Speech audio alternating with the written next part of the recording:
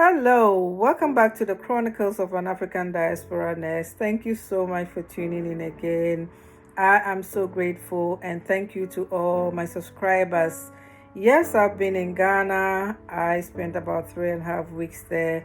I just returned 4 days ago, and I'm here to just give you a brief update on the Fetal Doppler campaign.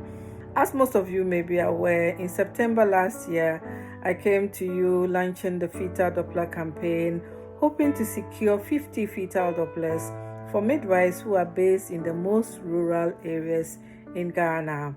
But guess what? We couldn't buy 50, but we raised funds to buy 30 fetal Dopplers for 30 midwives and 30 health facilities in the most rural areas in Ghana.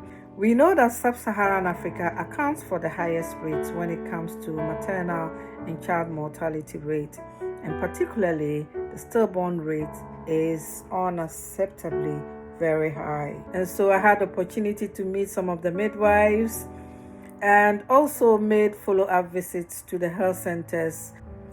We didn't just want to just donate these Dopplers and just leave it like that.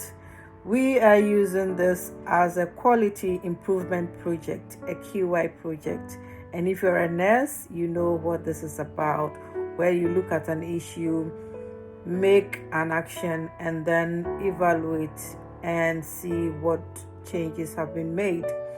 So we collected some baseline data from the midwives and the health facilities, which we hope to repeat after 6 months to 1 year, just to see what impact the Fetal Doppler has made to midwifery practice. So watch this space for the video, and don't forget to subscribe and be part of the change makers.